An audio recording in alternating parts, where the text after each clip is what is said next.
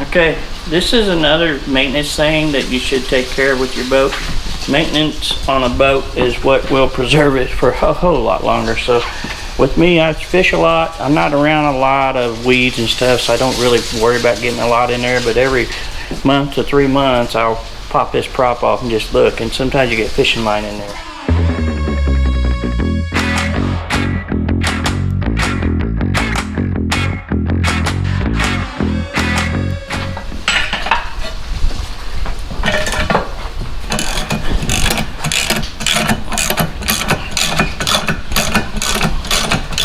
Nuts on these are friction nuts, so it takes a little while to get them going, and once you reach a certain point, then you can pretty much just take your finger and take them the rest of the way off.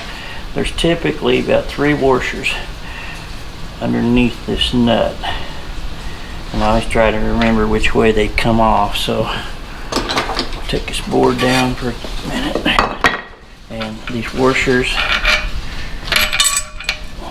I already dropped the top one, so I think there's one more here.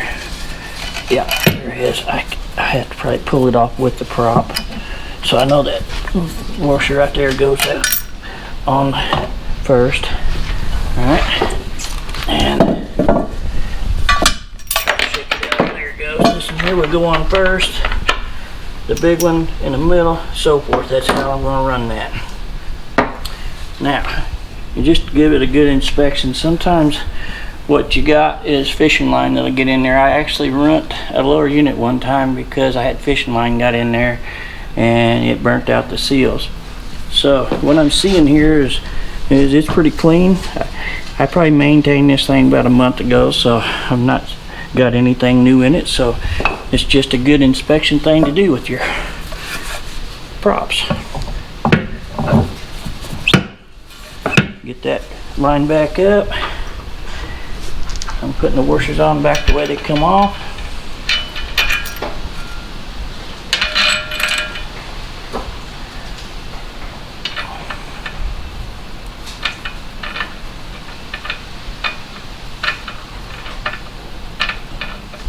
Once you get that thing lined back up,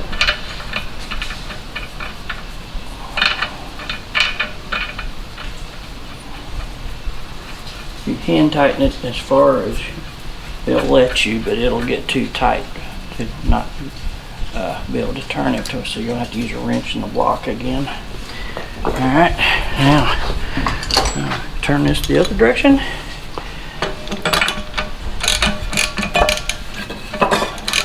Just that 2x4 normally works because of the distance in between the bottom and the prop.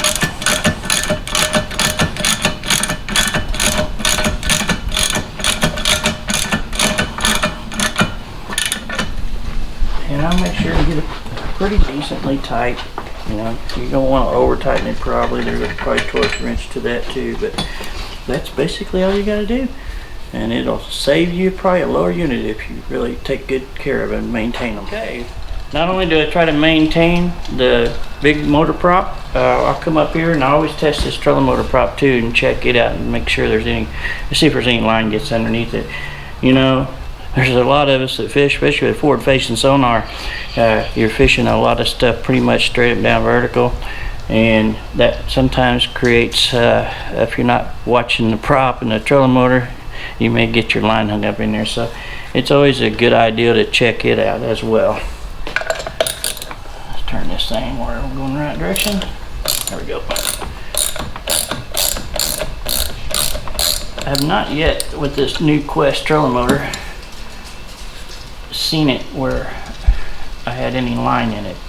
They say that it's got a design to it that kind of keeps that line from getting in there very much. So we're going to look and see, because I've cut off a little bit of line with my trolling motor here already a few times. Just kind of wiggle it.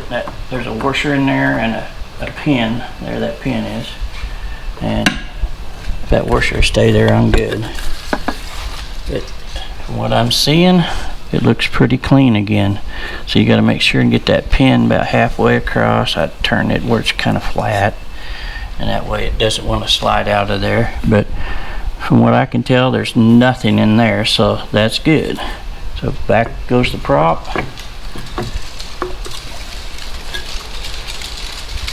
Try to get that pin where it's equally spaced across here. And it popped right on there. Put the nut back to it. There's no oiling or anything you gotta do here. It's just take it off and make sure there's nothing there that's gonna create. It's the same as the big motor.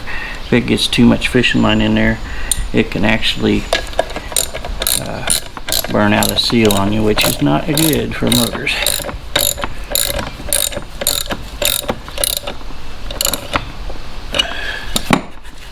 She looks pretty snug, pretty tight. One little more turn just to make sure. Yep, she looks good. Okay, that's your tip of the day. Maybe the second or third one.